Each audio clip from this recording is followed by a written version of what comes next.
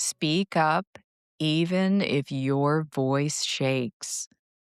There was a time when silence felt safer, safer than saying what I really thought, safer than expressing what I needed, safer than risking how someone might respond. So I stayed quiet. I swallowed words that wanted to come out. I avoided difficult conversations.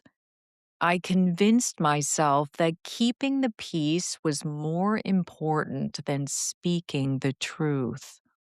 But over time, that silence came at a cost because every time I chose not to speak, I was choosing not to stand up for myself. Silence does not protect you, it hides you. It can feel like staying quiet keeps things stable. No conflict, no discomfort, no immediate consequences.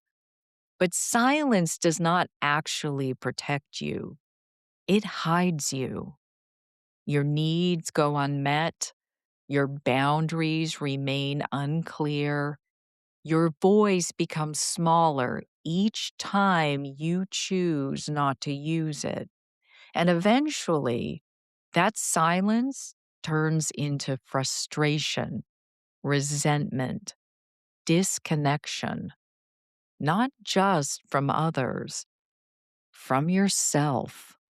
I had to learn to use my voice. Speaking up did not come naturally to me. There were moments when my heart would race, my hands would shake, and my thoughts would feel scattered. Even when I knew what I wanted to say, getting the words out felt overwhelming. But I started small. I spoke up in situations that felt manageable. I practiced expressing my thoughts without over explaining or apologizing for them. I reminded myself that my voice mattered, even if it was not perfect. And slowly, something began to shift. The more I used my voice, the stronger it became. Courage does not mean comfort. One of the biggest misconceptions about courage is that it feels confident. Most of the time, it does not. Courage often feels like fear. It feels like uncertainty, like vulnerability, like stepping into something unknown. But courage is not about feeling ready. It's about acting anyway. Speaking up, even when your voice shakes, is courage in its purest form. Your voice is part of your identity. Your thoughts, your feelings, your perspective all matter. When you silence them, you are not just avoiding a moment. You are disconnecting from a part of who you are. Using your voice is not about being loud or dominating conversations. It is about being honest. It is about allowing yourself to be seen and heard. And that kind of authenticity creates deeper, more meaningful connections.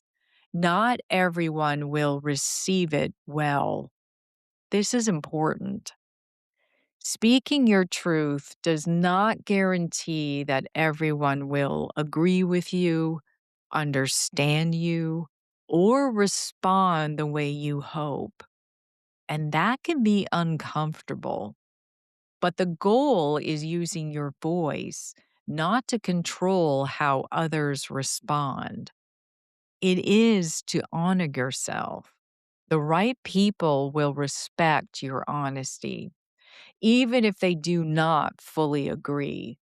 And those who cannot may simply not be aligned with where you are going. That clarity is valuable. Boundaries begin with expression. You cannot have healthy boundaries without communication. If people do not know what you need, what you are comfortable with, or what you expect, they cannot meet you there. Speaking up creates clarity. It defines what is acceptable and what is not. It allows you to participate in your relationships rather than quietly adapting to them. And that participation is what creates balance. You do not need perfect words. This was something I struggled with. I thought I needed to say things perfectly, that I needed to find the exact right words, tone, and timing. But perfection is not required. Honesty is. Sometimes your voice will shake.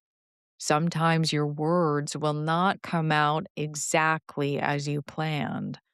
And that is okay because showing up imperfectly is still showing up. And that matters more than saying nothing at all. Every time you speak, you grow. Each time you choose to express yourself, you build confidence. You strengthen your sense of self. You reinforce your value. You remind yourself that your voice deserves space. And over time, what once felt terrifying becomes more natural, not because fear disappears, but because your trust in yourself grows stronger than your fear. Slay reflection. S. See the silence. Where in your life are you holding back from speaking your truth? L. Look at the fear. What are you afraid might happen if you speak up? A. Acknowledge your voice. What is something you have been wanting to say but have not? Why? Your next step. What is one small way you can begin using your voice today? Call to action. Join the conversation. I'd love to hear from you. Have you ever spoken up in a moment when it felt difficult? And what did that experience teach you? Share your story in the comments. Let's cheer each other on. And if you know someone who needs the reminder that their voice matters, send this to them. Sometimes all we need is a nudge. I'm Carrie Genzel, reading a blog from stateofslay.com. Slay on.